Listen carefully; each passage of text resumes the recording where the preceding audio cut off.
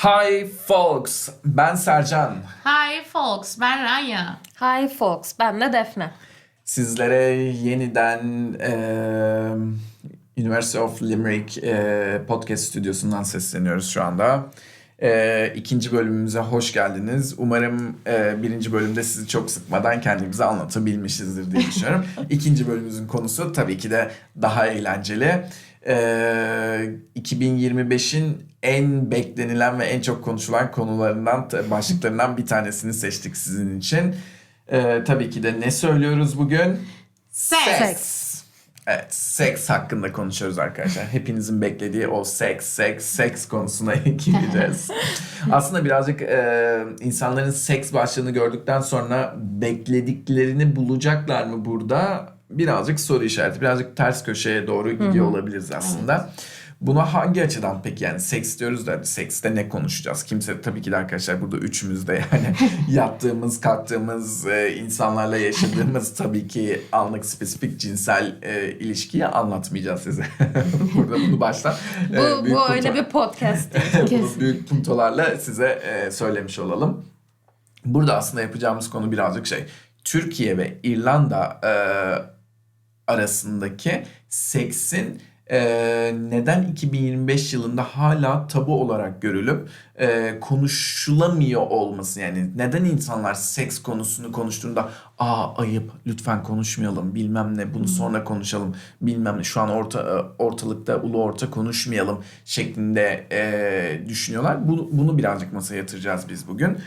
Burada aslında Defne'nin her ne kadar iş psikolojisi okuyor olsa da genel bir psikoloji kavramı hakkında bilgisi olduğu için burada ben birazcık başlangıç konuşmasını Defne'ye bırakmak istiyorum ve Defne'nin bu konu hakkındaki genel görüşlerini merak ediyorum ben açıkçası. Ya şimdi şöyle bir şey var, hani Türkiye ve İrlanda diye bakıyoruz ama aslında yani birçok ülke bu konuya hala çok tabu bakıyor. Sadece bazı ülkelerde çok hani rahat, işte ben bunu ulu orta yerde konuşurum, herkesle konuşurum algısı var. O yüzden hani bir kere bence şunu bir kabul etmemiz lazım. Hani sadece İrlanda veya Türkiye'de değil, hani dünyanın genelinde hani böyle bir şey var. Algı var şu an için. Yani ben bunun genel olarak hep kültür background'lı olduğunu düşünüyorum ve işin içine hani biraz da dini inançlar ve yetiştiriliş tarzı vesaire bunlarla tabanlanarak insanları biraz daha kapalı kapılar ardında bu yaşanıyorsa yaşansın ama asla hani duyulmasın algısı oluştuğunu düşünüyorum. Aslında burada birazcık kültürel ve dini şeylerden bahsederken son zamanda dünyanın girmiş olduğu seçimleri göz önünde bulunduracak olursak dünya geneli bir sağ görüş, evet. Yani sağdan kastımız dini nasıl tanımlayabiliriz?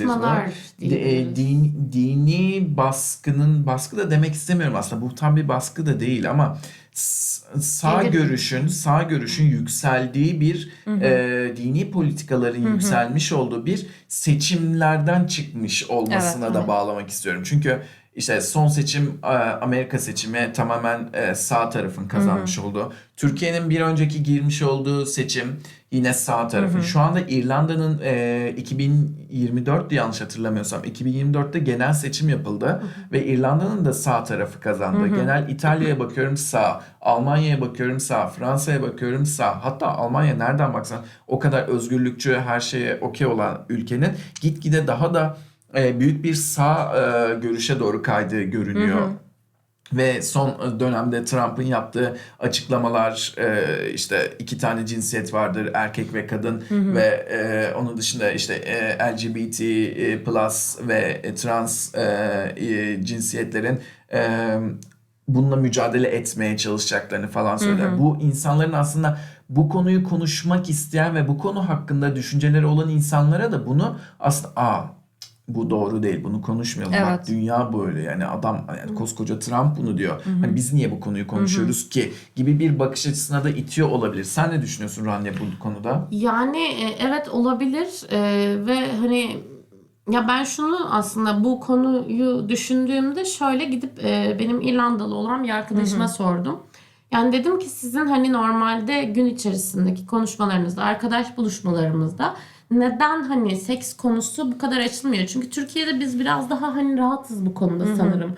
bilmiyorum daha rahat konuşabiliyoruz ya da konusu açılıyor, üstüne şakalar yapılıyor falan, hani Evet, güzel bizde bir de, ortam. affedersin ama belden aşağı espri kültürü Ha, de var yani. Kesinlikle. Kesinlikle. Ben bunu İrlandalı arkadaşıma sorduğumda bana dedi ki biz konuşuyoruz. Fakat hani başka ırklardan olan arkadaşlarım diyorlar ki hani İrlandalı kişilerle bu tarz konu geçmiyor. Yani hani bu konu açılmıyor. Arkadaş ortamında bu konuşulmuyor. Hani iki tarafta farklı bir şey söylüyor ama hani yurt dışından gelip farklı yabancı olan insanların görüşü ve benim görüşüm de aynı şekilde hani bu konunun gerçekten tabu şeklinde oluşu ve konuşulmaması yani. Evet. Evet. Yani ben de şu an, yani benim de gözlemlediğim yurt dışında olmamıza rağmen zaten Türkiye'de hani bunu bu bir tabudur. Yani hani aileden gelen, ta küçüklükten başlayan ve öyle yetiştirilmemizle ilgili bir durum bence.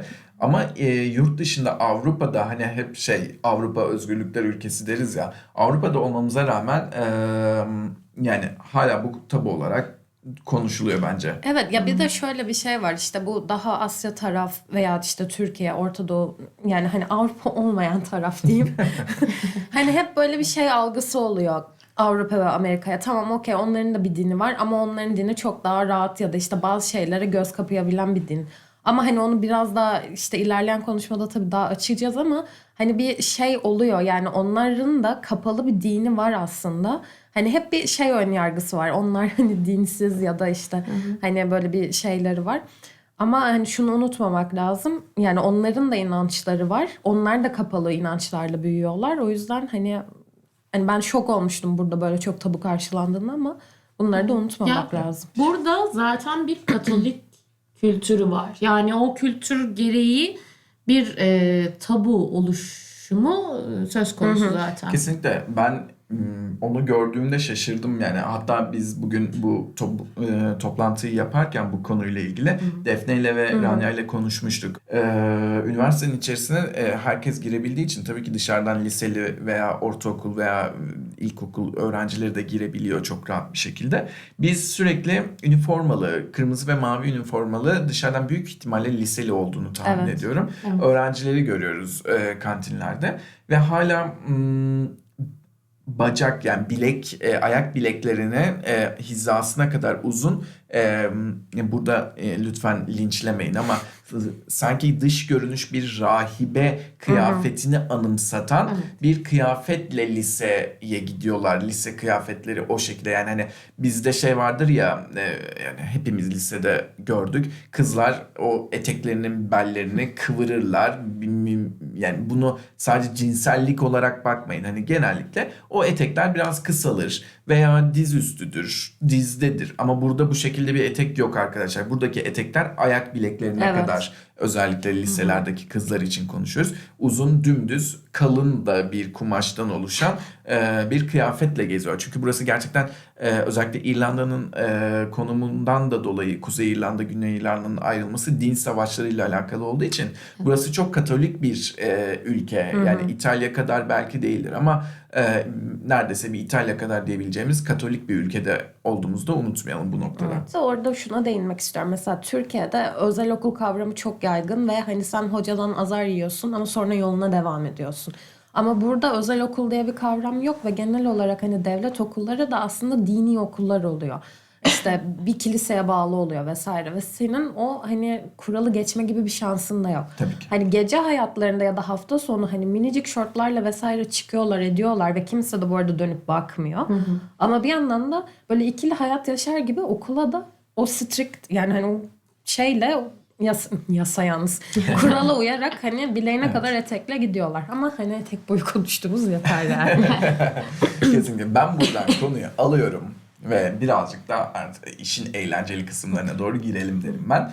Quick sex'e geçelim arkadaşlar. Quick sex. Quick sex'ten kastımız aslında bunu Türkiye'de var, burada yok, burada var, Türkiye'de yok ayrımı yapamam. Çünkü bence quick sex dünyanın her yerinde olan, insanların bana göre karşılıklı iki tarafın hormonsal seviyelerinin yükselmesiyle ortaya çıkan ve hadi buluşalım ne yapıyoruz? Seks yapıyoruz, yapalım ve hadi eyvallah herkes kendi yoluna dediği, herkesin de bence hayatının bir döneminde yaşamış veya yaşayabileceği bir olay örgüsü gibi ben bakıyorum quick sex'e. Bilmiyorum sizler nasıl bakıyorsunuz olaya? Ya evet, hani buluşup seks için buluşma yapılıyor ve seks bu şekilde gerçekleşiyor. Budur yani. Ama tabii burada bakış açıları da hani mesela ülkeden ülkeye ve cinsiyetten cinsiyete değişebilir Kesinlikle. yani. Tabii ki.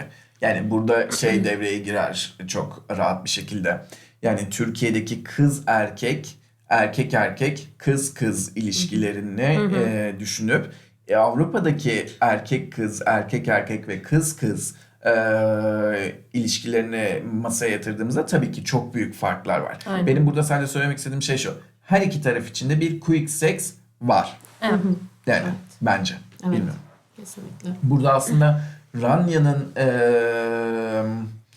daha önce yaşamış olduğu bir deneyime dönecek olursak, yani bu quick sex deneyimi olarak değil, sadece bir arkadaşıyla bir diyaloğunun sonucunda aslında aldığı cevabın ne kadar değişik bir düşünce yapısına sahip olduğu ile ilgili bir deneyimi var Ranya'nın. Evet, şöyle hani bir beyefendiyle konuşuyoruz. Hani date'e çıkacağız hani ve hani dışarıda yani date'e davet ettim. Yani buluşalım, bir kahve içelim, şey yapalım falan. Hani bana şunu söyledi hani daha buluşmadan önce. Hani bu arada haberin olsun, ben ilk buluşmadan bir şeyler yaşamıyorum. Cinsel bir şey.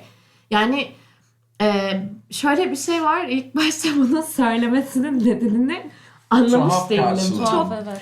Çünkü Ya- bizde yani Türkiye'de böyle bir hani söyleyen vardır ama vermem yani bunu- haberin olsun. Buna yüzdeye vurduğumuzda Türkiye'de bu açıklamayı yapan bir erkek sayısı bence Evet. Yok. Ya da Yok. yani bence Aşağıdadır. Türkiye'deki erkek hani keşke olsa diye hani Ya, gidiyordur. bunu demez. Mesela ben yani hiçbir şekilde ne bir arkadaşım ne başka biri yani ilk buluşmada ben bir şey yaşamıyorum diyen bir erkeği görmediğim için bana o kadar tuhaf gelmişti ki yani çocuğa dedim hani nasıl yani hani Bir de onu oraya nasıl bağladın? ha bir de yani hani ben onu söylememiştim ki zaten.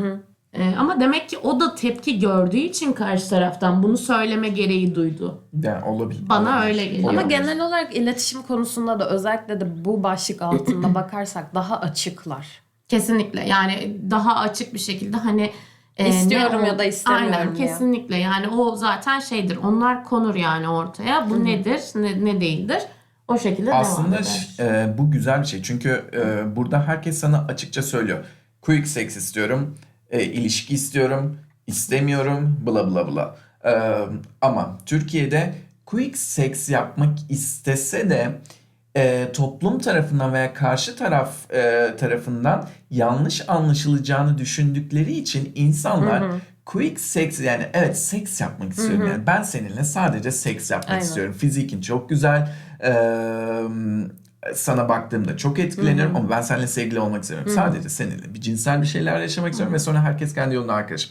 İnsanlar bunu Türkiye'de demekten utanıyorlar. Çünkü neden? Toplumsal yargılar, toplumsal Evet. değerler, bıdı bıdı bıdı Bir de bıdı. Türkiye'de damgalamak çok daha kolay Evet, ve çok kesinlikle. daha rahat. Yani o yani kıza belli bir damga yapıştırılıyor. Erkeğe daha hafif damgalar yapıştırılıyor bence, ama şimdi bu konuya girersek çok uzar. Ama yani hani Türkiye'de damgalamak çok kolay ama İrlanda'da biraz okey sen bunu mu istiyorsun? Ben istemiyorum, o zaman Tamam, biz yollarımızı evet ayıralım. yani Aynen. olamayız hani. Çok daha aslında kaliteli bir iletişim olduğunu düşünüyorum. Aslında kaliteli bir iletişim. Bunu buradan şuraya bağlamak istiyorum. Quick sex veya ilişki, flörtleşme dönemi neyse bu sürecin adı. Bundan sonraki seks sonrası iletişim. Nasıl? Yani burada mesela her şey, biraz önce dedik ya, her şey çok açık. Yani seninle quick sex yapmak istiyor, quick sex yapıyor. Sevgili olmak istiyor, o anlamda iletişim kuruyor. Fakat Türkiye'de şunu gözlemledim ben birazcık. Quick sex yapsa da yapmasa da senin üstünde, özellikle erkek tarafı için konuşuyorum, bir şey hissediyor. Hak sahibi, yani sana karşı senin üstünde bir hakkı olduğunu düşünüp seninle sen istemesen de iletişim kurmaya çalışıyor. Bu bence birazcık da overdose bir şey olduğunu düşünüyorum. Ben bilmiyorum, siz nasıl düşünüyorsunuz seks sonrası iletişim hakkında? Ya ben hani şöyle bir ayrım yapmak istiyorum sadece. Bence biraz Türkiye'de de bu damgalanma da çok kolay olduğu için hani erkekler işte hani böyle karizmam çizilmesin, beni hani tabiri caizse böyle gevşek bir tip zannetmesinler hani diye hani ben aslında sana ilgiliyim gibi davranıp hani aslında biraz daha yalan yanlış bir tutumla yaklaşıyor. Keza kızlar da öyle hani bir şekilde damgalanmayayım. Hani aslında benim bununla işim bitti ama hani yanlış anlaşılırım diye iletişime devam etmeye çalışıyorlar ki bence bu çok gereksiz de bir durum. Çünkü hani kimse kimseyle konuşmak istemiyor, yakınlaşmak istemiyor. Ya. Yani aradaki fark bu. Kesinlikle ve hani bu da aslında bir noktada güvensizlik oluşturuyor iki taraf içerisinde. Yani bir de rahatsız bir ortam oluşturuyor bence hani Samimiyetsiz böyle kesinlikle. gıcık konuşmalar. İyiyim ben sen. Ne yapıyorsun? Herkes- Yazdı mı yazmadı mı? Belli ki bu ortamda herkes Beklentisi. bu mesajlardan alınmış. Kesinlikle hocam yani. Defne almadığını itiraf ediyor şu an. Edep ne güzel şeysin diye oturacağım burada. Peki sahte gülüşmelerimizi bir kenara bırakırsak quick sex'ten biz adını zamansal seks dedik ama siz nasıl dersiniz bilmiyorum ama zamansal seksten kastımız şey şu aslında.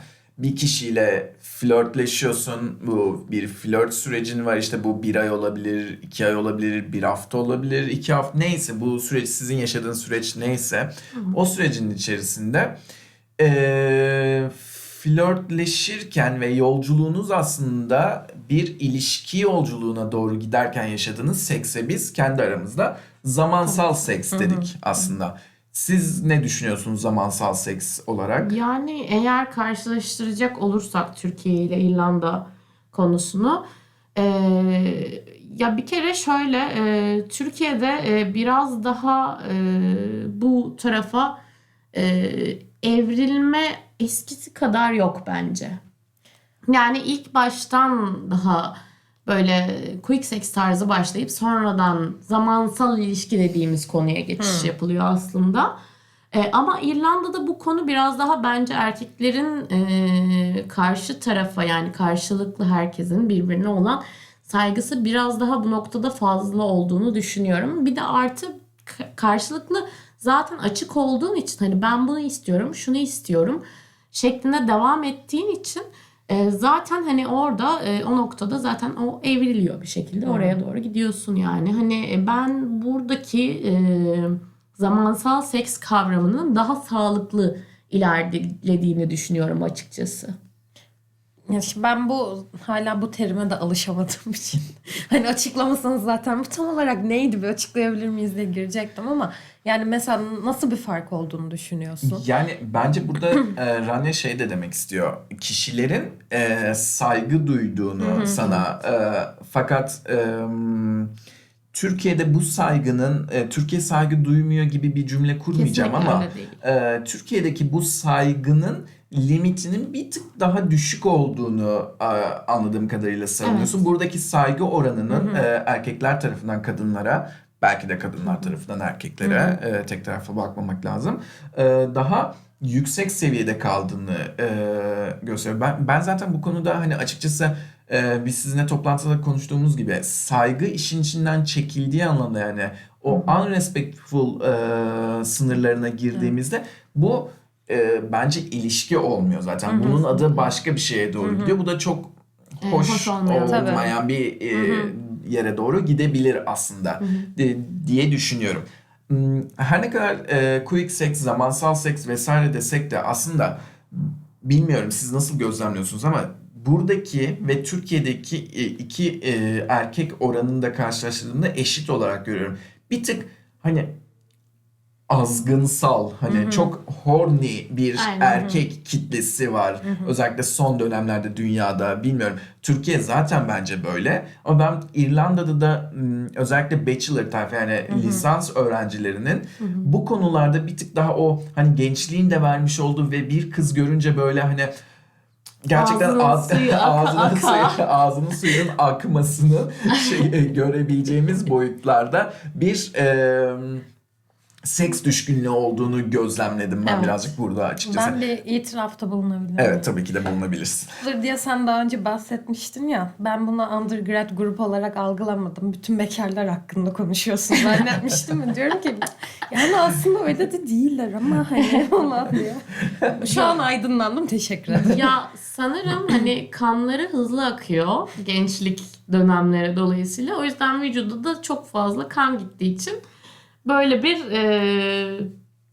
fiziksel olarak aktarıyorlar bunu dışarıya doğru ya Aşırı gösterme. onlarda baskılama şeyi de yok. O yüzden mesela Türk erkeği Rahatlar, bunu evet. biraz daha gizli saklı kesiyor, bakıyor, ediyorsa İrlanda erkeği bunu daha göstererek yapıyor. Bir de hani karşı taraf eğer hoşlanıyorsa ilgisinden ona bir şey geri dönüş sağladığı için. O yüzden belki biz onları öyle algılıyor da olabiliriz. Evet, çekincesi yok yani. Aynen. Daha doğrusu daha rahatlar. Türkiye'de hala yani 2025'te olsa ki bence bu Türkiye'de bir seçim olup değişim olsa bile veya aynı kalsa bile namus kültürü dediğimiz bir Evet. her ne kadar biz İstanbul, Ankara'da, İzmir'de vesairede yaşıyor olsak da hala bir Anadolu kültürü, o Tabii. kültürden büyüme, o kültürden yetişme ile ilgili bazı durumlarımız var, kapalılıklarımız var açıkçası Avrupa'ya göre. Bundan dolayı da olabilir. Yani buradaki erkekleri gerçekten çok daha fazla görüyorum. Tabii ki Türkiye'de de var ama Türkiye'de dediğin gibi birazcık daha Adı bunu çıkacak, gizli- bir şey evet, olacak. gizli O namus saklı. kültürü. Evet. Evet, Ya bir de gizli çünkü saklı. hani tamam kadınların üzerine çok ağır bir böyle namus kültürü vesaire şey var ama erkeklere de biraz şey oluyor. Hani işte annene yapılsa hoşuna gider mi? Kardeşine yapılsa ya onların üzerinde de böyle bir namus kültürü baskısı olabiliyor. Empati. Evet. Yani empati de değil, daha saklı yapıyorlar aslında. Yapılsın ama hani ben görmeyeyim. Aynen. Görmeden duyulmadan Aynen. tabii ki. Ya bunlar birazcık hassas ve derin konular. Çünkü Evet. Avrupa'da olmasa da Türkiye'nin birçok doğu kültüründe hala bazı tacizlerin, bazı çocuklarla ilgili yapılan şeyleri duyuyoruz, görebiliyoruz bilebildiğimiz kadar ama bunlar çok derin konular. Bu şeyin başlığının konusu değil yani açıkçası. zaten onu da umarım ileriki zamanlarda duymayız. Konuşabiliyor ve bunu aslında duymaktan ziyade ben umarım bir gün geldiğinde bunu cesaret edip herkesin konuşabiliyor ve Evet. bunu ifşalandırabiliyor kesinlikle. olduğumuz bir dönemi hayal etmek istiyorum açıkçası. Deyip aslında yavaş yavaş sona gelirken cinsellik, seks konuşurken asıl önemli konuşmamız gereken bir madde varsa bu konu hakkında sağlık. Yani cinsel sağlık. Cinsel sağlıkla ilgili şunu görebiliyorum ben. Rahim ağzı kanseri olabiliyor. Evet. Özellikle HPV ben dolayısıyla. buradan direkt konuya dalmak istiyorum. Çünkü Türkiye, ben Avrupa'ya gelmeden önce Avrupa'da bunun ücretsiz olabileceğini veya değilse de daha düşük bir bütçede olabileceğini inancım vardı. Türkiye'de çünkü HPV aşıları maalesef çok pahalı. Çok Bu pahalı. aşıyı tek doz olamıyorsun. Olmuşken 3 doz olman gerekiyor ki seni bu 9'lu bildiğim kadarıyla daha sonra 12'li vesaire çıktı yanlış. Yani ben bir yerde takip etmeyi bıraktım ama yanlış bir şey de söylemek istemiyorum. Bunun çok önemli bir aşı olduğunu ama bunun Avrupa'da bile gerçekten ücretli olduğunu öğrenmiş oldum bu konuları araştırırken birazcık. Buna bir kere ben çok şaşırdım. Siz HPV konusunda ne düşünüyorsunuz? Evet. Ya şöyle zaten HPV dediğimiz şey Human Papilloma Virüs yani bu sil virüs yani vajinal sil virüsü yani bu HPV virüsü en çok kadınlarda rahim ağzı kanserine sebep olan etkenlerden bir tanesi ve hani zaten bunu kaptığın anda eğer vücudun artık onu kendi bağışıklık sisteminde yok edemiyorsa rahim ağzı kanserisin. Yani zaten çok kuvvetli tiplerini aşılarda bunlar koruyor zaten. Kuvvetli tiplerinden koruyor. Ve bu gerçekten sıkıntılı bir konu ve ona rağmen hani bu kadar bir hayat, bir kanser riski olan bir durumda 2025 yılında Türkiye'yi geçtim. Dünya içerisinde Avrupa, genel dünya içerisinde bu aşının hala ücretli oluşu bence büyük bir fiyasko. Öyle. Ya ama mesela şöyle İrlanda'da bence şöyle bir avantaj var bakış açısıyla alakalı. Daha bilinçliler. Kesinlikle. Ve bunun hani sadece cinsel yolla bulaşılamayacağını hani böyle umumi tuvaletlerden vesaire de kapılınabileceğini, bu riskin farkında olduklarını ve çocukların aslında daha bilinçli yetiştirdiklerini ve bu aşıya yönlendirdiklerini düşünüyorum. Ama hani Türkiye tarafında hani HPV denince tamamen hani cinsellik ve hani benim çocuğum bu işi yapmıyor, o yüzden olmasına gerek yok. Ya da aşı olmak istiyorsa bu işi yapıyor muhabbetine girebiliyor ve o zaman hani ailelerin mesela çekincesi oluyor ve onları aslında yanlış yönlendiriyorlar. Hani bence Türkiye'de de bu arada bakış açısından dolayı sadece Kesinlikle. aşı olamayan, hani maddiyatını geçtim, her yerde çünkü çok pahalı. Kesinlikle. Böyle bir algı var ama gerçekten benim de Avrupa hani ya çok cüzi bir miktardır ya da hani bedavadır diye düşünüyordum. O konuda ben de çok şaşırdım. Kesinlikle. HPV'nin dışında bir de yani en büyük soru dünyanın hala en büyük sorunlarından bir tanesi HIV virüsü, HIV pozitif virüsü. Gerçekten yükselişi durmayan özellikle gay ilişkiler, lezbiyen ilişkiler, bu sadece gay ilişkilere de vurmak aslında, ben şuna da karşıyım. HIV eşittir LGBTQ+ üyelerine aittir. Hayır arkadaşlar, her ne kadar oranı düşük olsa da anne karnında HIV virüsü kapmış çocuklar olabiliyor. Kadın erkek ilişkilerinde HIV virüsü kapmış olabiliyor. İğne, şırınga, kan vesaire bulaşımı ile ilgili HIV virüsü kapmış birçok insan oluyor. Yani bu sadece erkekte HIV virüsü vardır düşüncesi bana doğru gelmiyor ve bunu birazcık da linçleyebilirsiniz arkadaşlar ama cahilce görüyorum. Yani bu bir cahillik gibi geliyor bana. Türkiye'de olmayan, Avrupa'da bunun çok fazla, Avrupa ve Amerika'da kullanımının çok yüksek olduğu bir PrEP uygulaması var. Bir arkadaşım bana bundan bahsetmişti ve ben hani çok şaşırmıştım ve hoşuma gitmişti. Yani gerçekten normalde mesela atıyorum bir hani gaysin ve hani dating app tarzı bir şey kullanıyorsun. Orada PrEP test var yok diye bir yer var. PrEP test dedikleri bu siz cinsel ilişkiye girmeden öncelikle bir cinsel sağlık testine sokuluyorsunuz. Ondan sonra dedi ki hani o cinsel sağlık testinden sonra sana bir şey veriliyor. Bir ilaç veriliyor ve sen bu ilacı kullandığın süre boyunca HIV kapma olasılığın sıfıra yakın. Ben de böyle öyle bir biliyorum. yani. Evet, ben de Aynen. o şekilde biliyorum. Ben buradan hani yavaş yavaş podcast'imizin de zaten sonuna doğru yaklaşırken şunu söylemek istiyorum.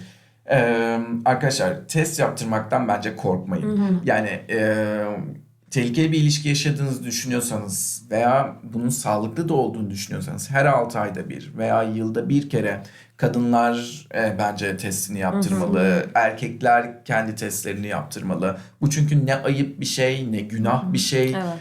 Bu hiçbir şey. Bu sizin sağlığınız için. Erken teşhis gerçekten önemlidir. Yani bazıları çünkü HIV olduğunu öğreniyor ve bunu herkesten saklayarak hayatına devam ediyor veya ilişki yaşamaya devam ediyor. Hayır, bu böyle bir şey değil. Hayat böyle bir şey değil. Yani bence her şeyden önce kendinizi düşünüp sağlığınıza odaklanmalısınız deyip yavaş yavaş podcast'imizin sonuna gelelim diyorum. Sizin var mı ekleyeceğiniz bir şeyler? Ya ben ekstra bir doğum kontrole de Doğru, yapmak doğru. istiyorum. Yani burada çünkü çok hoşuma giden bir olay oldu. Ya şimdi yine doğum kontrole de bakış açısı biraz hani eğer cinsel ilişkiyi yaşıyorsan kullanırsın diye. Ama aslında kadınlar için öyle bir şey değil. Kist durumlarında da kullanılıyor. Döngü düzenleme durumlarında da kullanılıyor. Ve hani Türkiye'de bu paralı. Hatta iyi ilaçlar anladığım kadarıyla çok pahalı. Ve hani bazen her ilaç sana uymayabiliyor ve sıfırdan bu prosese tekrardan başlaman gerekebiliyor. Ama İrlanda'da sistem şöyle. Yani hani reklam muhabbetini bilmiyorum. O yüzden bir eczacı diyeyim markası. Onları Henüz biz böyle reklamda değilizdir diye yok. düşünüyorum. ama hani ben o kadar uzağım ki konuya bir hani sağlam alayım dedim. Yani bir ecza markası doktoru var. Ve sen o doktordan işte döngüm şöyle, kistim var bilmem ne vesaire durumunu anlattığında ya da tamamen hani cinsel ilişki yaşıyorum ve ekstra bir koruma istiyorum diye anlattığında senin durumuna baktıktan sonra sana bir reçete yolluyor. Ve sen eğer reçeten varsa İrlanda'daki herhangi bir eczaneden bunu ücretsiz bir şekilde Çok alabiliyorsun. Tek istediği galiba PPS kartının olması. Onu da Ama zaten onun dışında yani tamamen ücretsiz olabiliyorsun. Güzel. mükemmel. Mükemmel bir uygulama. O zaman ben yavaş yavaş kapatıyorum Evet. podcast'imizi. Kapa Bu arada bakalım. kapatmadan önce şunu demek istiyorum. Siz quick sex hakkında veya bizim söylediklerimiz hakkında ne düşünüyorsunuz? Veya sizin yaşadığınız quick sex, zamansal seks, seks sonrası iletişim veya iletişimsizlik, bununla ilgili yaşadığınız bir şeyler varsa hani lütfen yorum olarak yazın. Hani çünkü bu bizim sadece üçümüzün deneyimi ama hani hepimizin deneyimleriyle ilgili aşağıda bir şeyler görürsek bir sonraki podcast'imizde belki de sizin deneyimleriniz hakkında da yorum yapabilir veya konuşabiliriz diye düşünüyorum. Yorum yapıyor olmanız veya beğenmeniz bizim için gerçekten çok önemli. Burada bir şey yapmaya çalışıyoruz ve bunu büyütmek aslında sadece üçümüzle ilgili değil, bu hepimizle ilgili bir şey. Eğer beğenirseniz, paylaşırsanız, arkadaşlarınıza önerirseniz bize biz çok mutlu oluruz. Deyip bir sonraki başlığımızda merak edin diyorum ve söylemeyeceğim tabii ki de. Ben biliyorum şu anda. Bir sonraki hafta görüşmek üzere diyorum ve bye, Bye folks. Bye folks.